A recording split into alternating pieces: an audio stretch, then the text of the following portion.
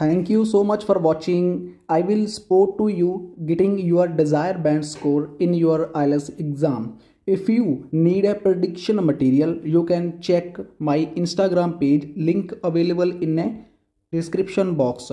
All over proof of previous exam you can see here. Reading prediction, writing, speaking 100% from our prediction material, and this YouTube channel only for you, and every day I will upload listening prediction videos for your improvements. If you need prediction material, then you can drop me message on my WhatsApp number. WhatsApp number you can see on your screen, 98765 and tell me about your name, your exam date and your location, and I will send you accurate prediction material like reading, listening, writing and speaking. Must comment your band score in comment section.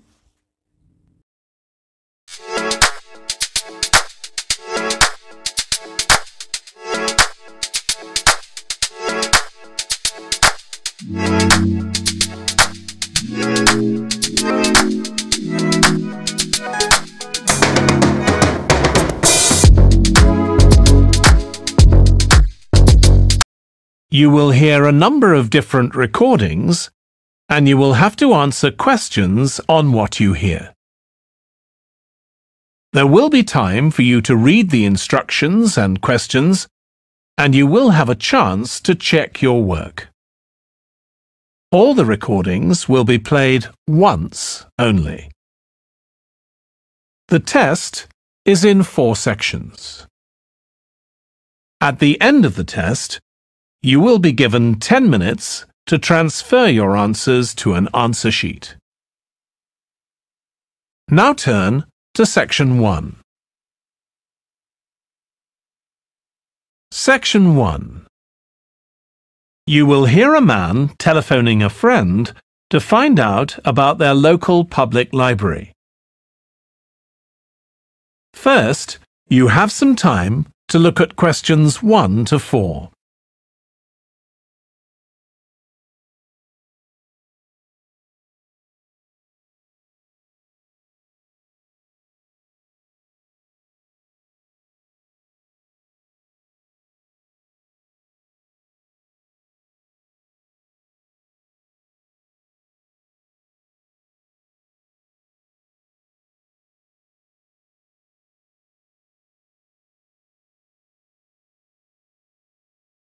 Now we shall begin.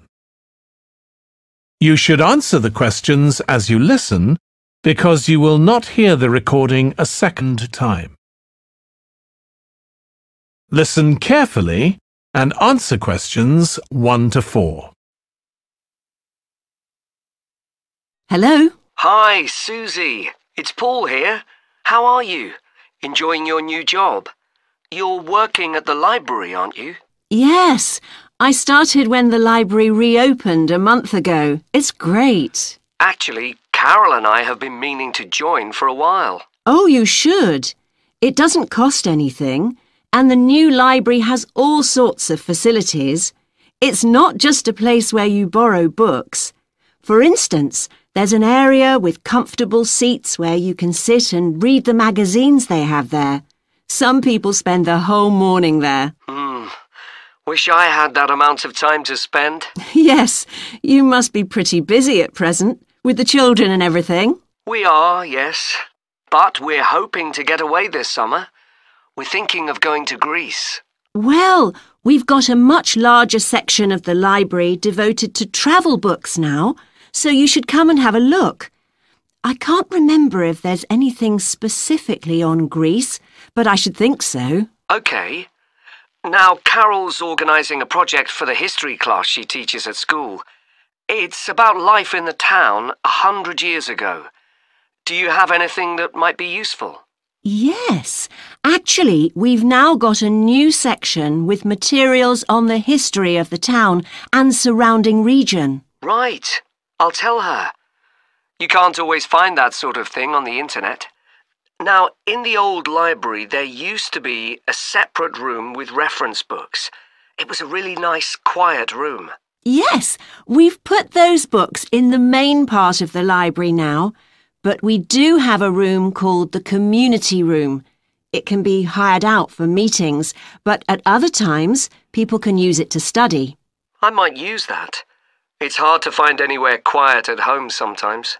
I can't remember how old your son and daughter are.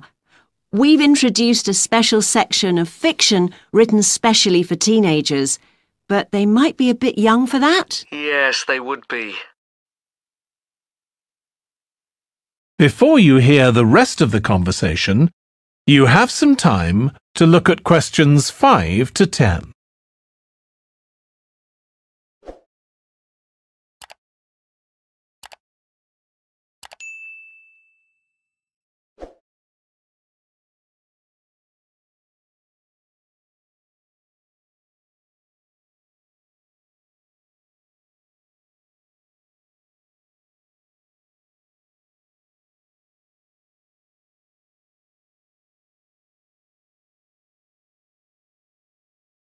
Now listen and answer questions 5 to 10. Well, we do have lots of activities for younger children. Yes? For example, we have a science club.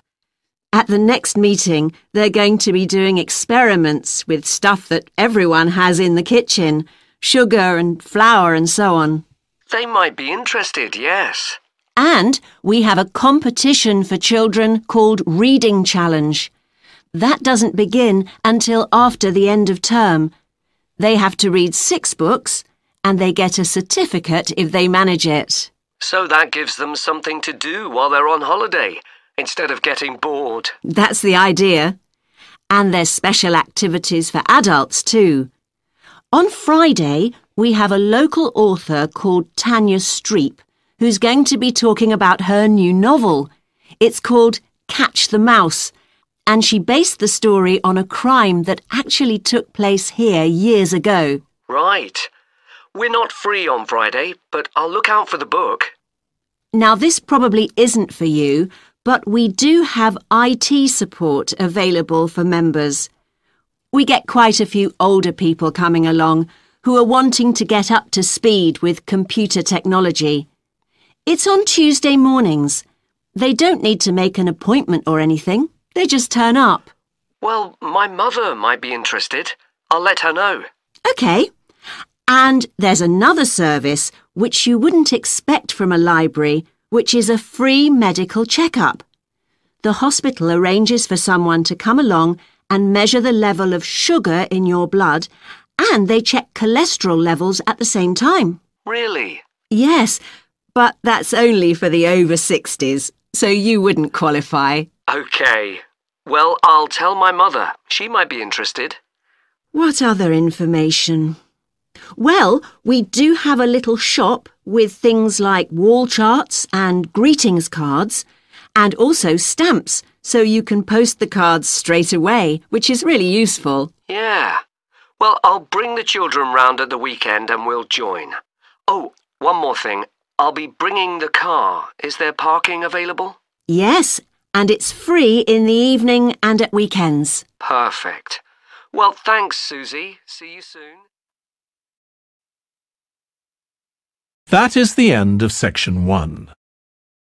You now have half a minute to check your answers.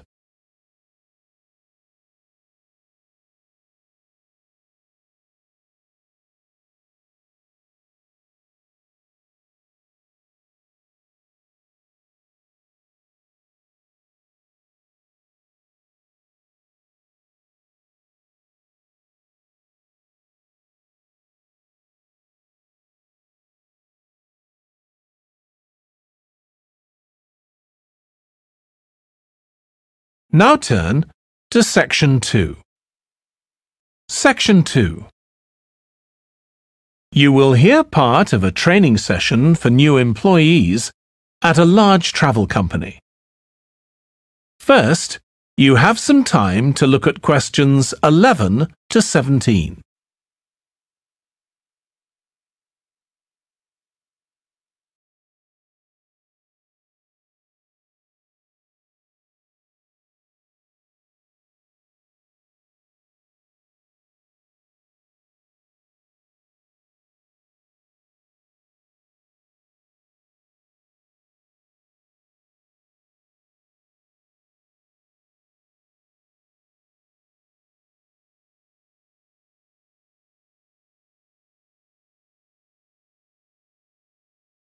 Now listen carefully and answer questions 11 to 17.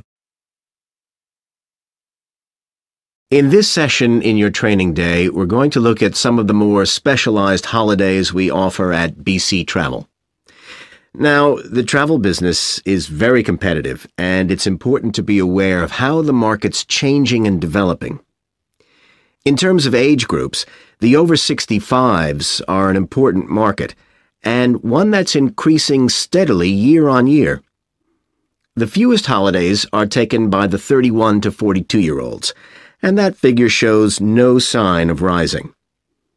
The biggest market at present is still the youngest group, the 16 to 30s, but this group's also seen the biggest drop over the last few years, whereas there's a noticeable growth in the number of holidays taken by the 55 to 64-year-olds.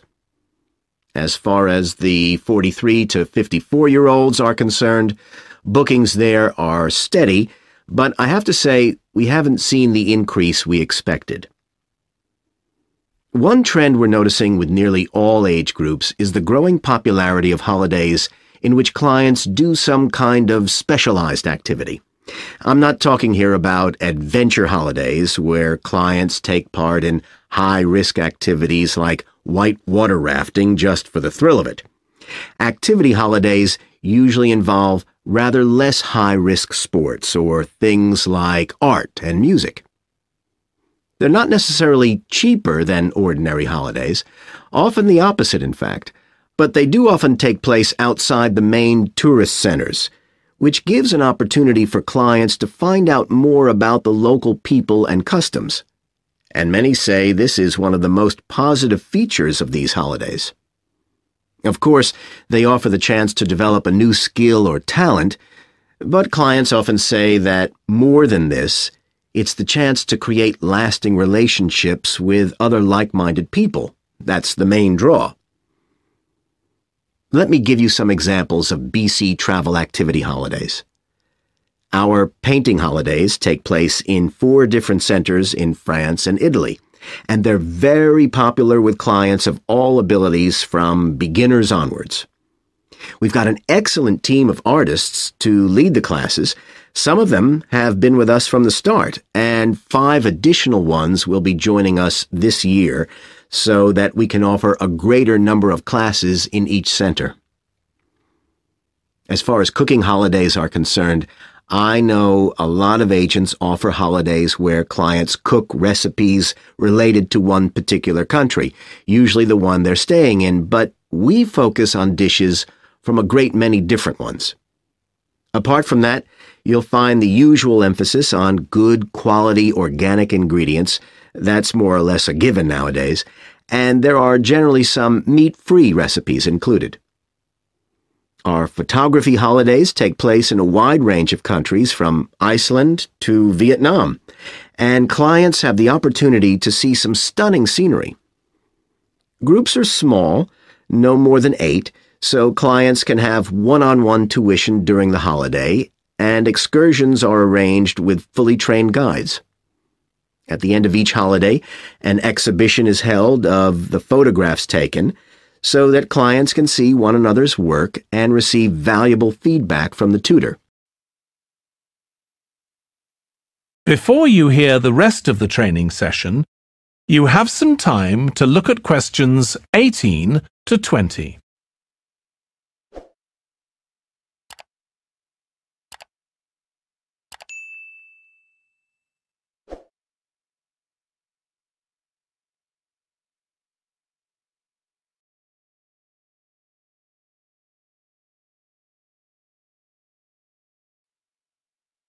Now listen and answer questions 18 to 20. Finally, let me tell you about our fitness holidays. In Ireland and Italy, we run one-week general fitness classes for all ages and levels of fitness. Clients start the course with a consultation with a trainer, and together they draw up an individual program. As well as improving general fitness, clients find that they end up losing much of the stress they've built up in their daily lives.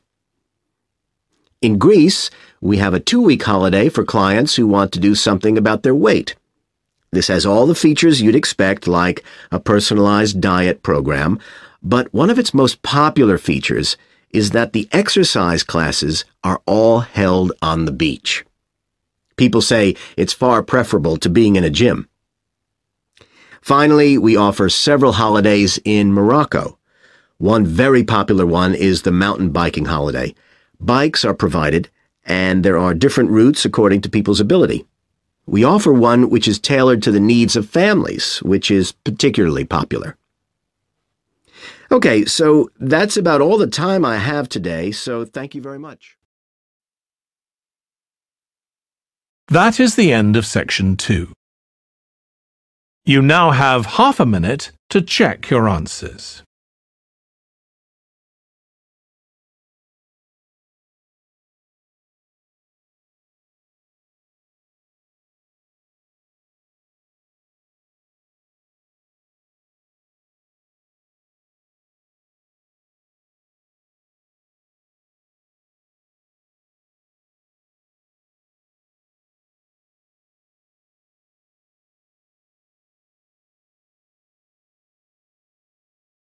Now turn to section 3. Section 3. You will hear 2 tourism students called Natalie and Dave talking about the tourism case study they are doing. First, you have some time to look at questions 21 to 26.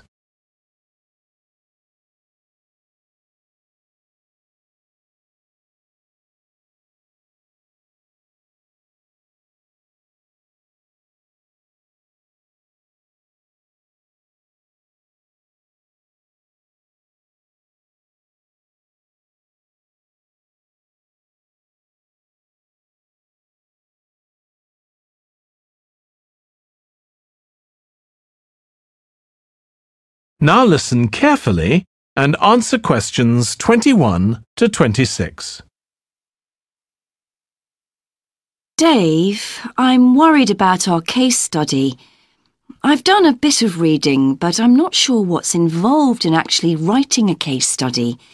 I missed the lecture where Dr. Baker talked us through it. OK, well, it's quite straightforward. We've got our focus. That's tourism at the Horton Castle site. And you said you'd done some reading about it? Yes, I found some articles and made notes of the main points. Did you remember to keep a record of where you got the information from? Sure, I know what a pain it is when you forget that. OK, so we can compare what we've read. Then we have to decide on a particular problem or need at our site. And then think about who we're going to interview to get more information. OK, so who'd that be? The people who work there? And presumably some of the tourists too? Yes, both those groups. So we'll have to go to the site to do that, I suppose. But we might also do some of our interviewing away from the site. We could even contact some people here in the city, like administrators involved in overseeing tourism. OK, so we'll need to think about our interview questions and fix times and places for the meetings. It's all going to take a lot of time. And if we can, we should ask our interviewees if they can bring along some numerical data that we can add to support our findings. And photographs? I think we have plenty of those already. But Dr. Baker also said we have to establish with our interviewees whether we can identify them in our case study or whether they want to be anonymous. Oh, I wouldn't have thought of that. OK, once we've got all this information, I suppose we have to analyse it. Yes, put it all together and choose what's relevant to the problem we're focusing on, and analyse that carefully to find out if we can identify any trends or regularities there. That's the main thing at this stage, rather than concentrating on details or lots of facts. OK, and then once we've analysed that, what next? Well, then we need to think about what we do with the data we've selected to make it as clear as possible to our readers. Things like graphs or tables or charts. Right. Then, the case study itself is mostly quite standard. We begin by presenting the problem and giving some background, then go through the main sections. But the thing that surprised me is that in a normal report, we'd end with some suggestions to deal with the problem or need we identified.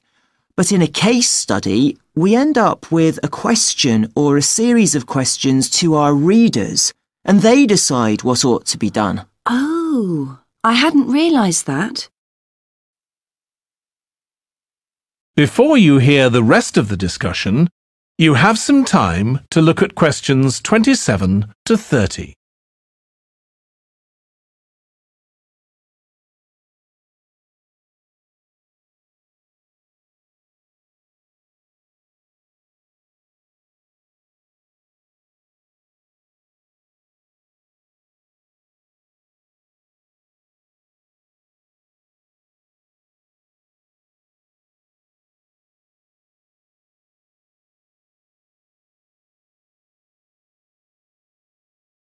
Now listen and answer questions 27 to 30.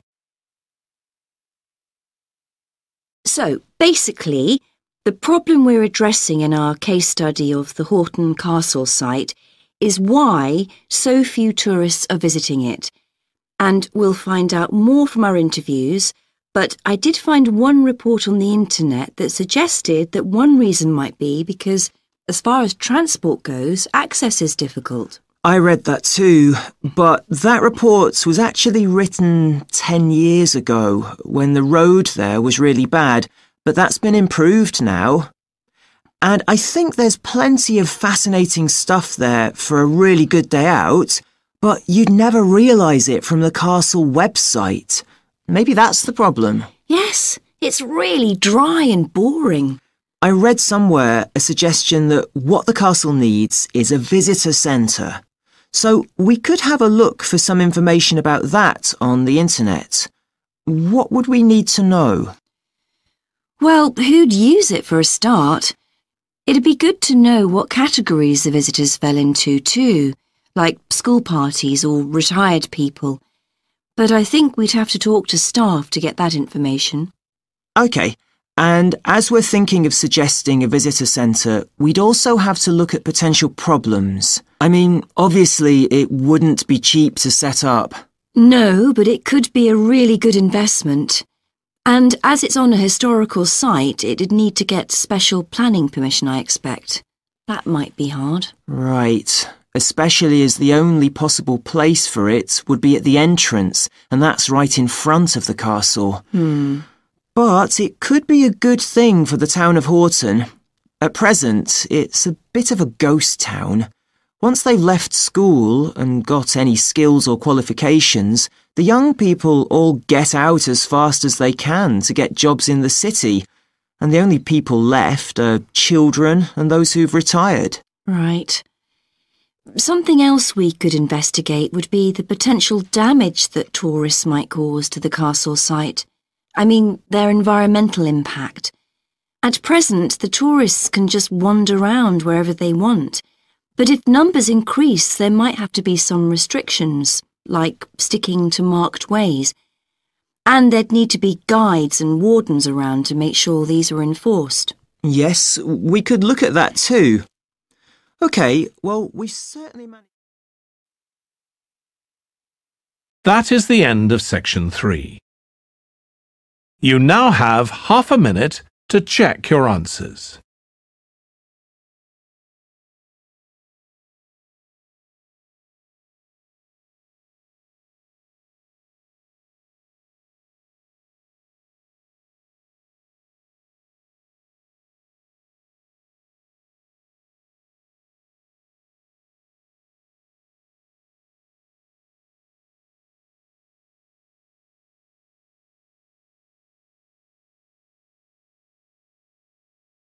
Now turn to section 4.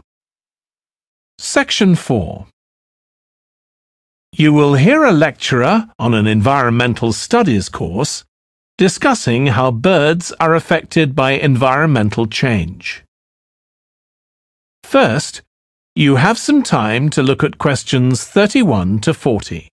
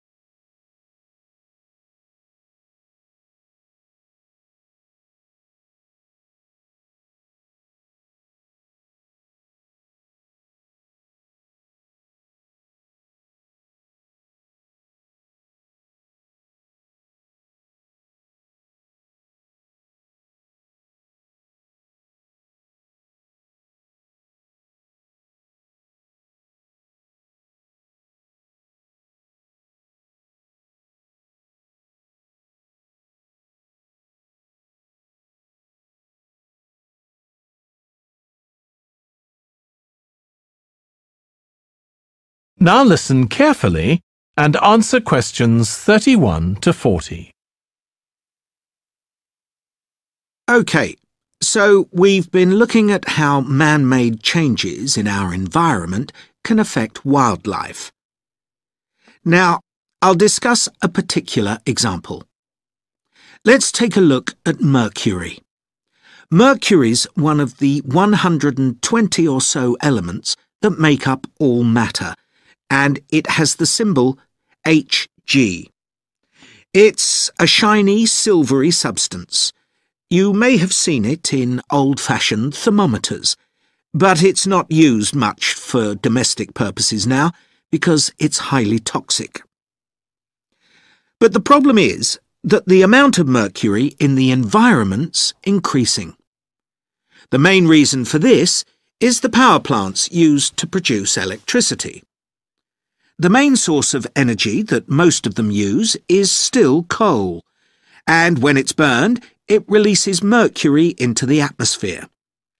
Some of this gets deposited into lakes and rivers, and if it's ingested by a fish, it's not excreted.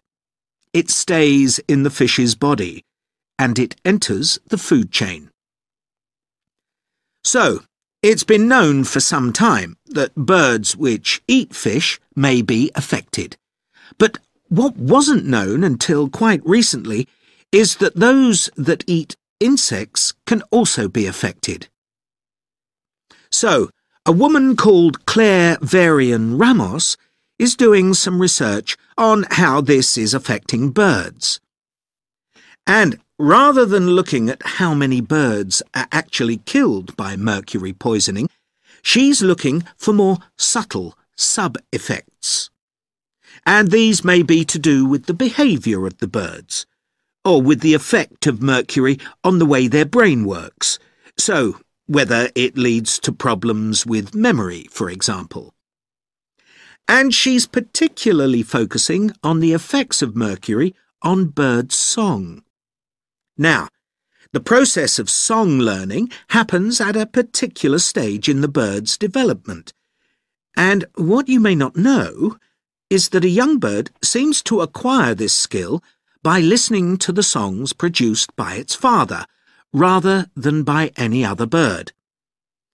And Varian Ramos has already found in her research that if young male birds are exposed to mercury, if they eat food contaminated with mercury, then the songs they produce aren't as complex as those produced by other birds.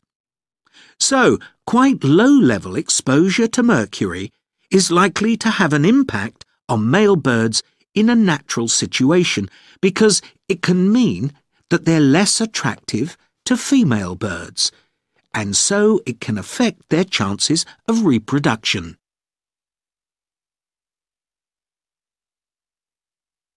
Now, the way she's carrying out this research is worth thinking about. She's using a mixture of studies, using birds kept in laboratories and studies carried out outdoors in the wild. The lab-based studies have the advantage that you don't get all the variables you would in a natural setting. So, the experimenter has a much higher level of control, and that means they can be more confident about their results in some ways. And of course, they don't have to worry about going out and finding the birds in order to observe them. So, what are the implications here for humans? Well, because many birds are migratory, they may be transporting mercury far from contaminated sites. For example, it's been found that ducks who'd been feeding at a contaminated site were later shot by hunters over 1,000 kilometers away, and presumably eaten. But these birds likely had mercury levels high enough to warrant concern for human consumption. In addition, going back to song learning by birds, we saw that this may be affected by mercury contamination. Well, we also know that in humans, mercury causes developmental delays in the acquisition of language, and in fact this process is very similar in the brain regions it involves, and even the genes that are involved. But mercury contamination has other important implications for humans as well. It's now known that an unborn child can be affected if the food eaten by its mother contains high levels of mercury, and these effects can be quite substantial.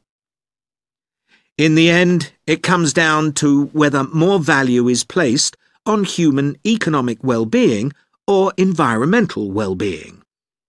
It's true there are new regulations for mercury emissions from power plants, but these will need billions of dollars to implement and increase costs for everyone. Some argue that's too much to pay to protect wildlife. But as we've seen, the issues go beyond that, and I think it's an issue we need to consider very carefully. That is the end of section 4. You now have half a minute to check your answers.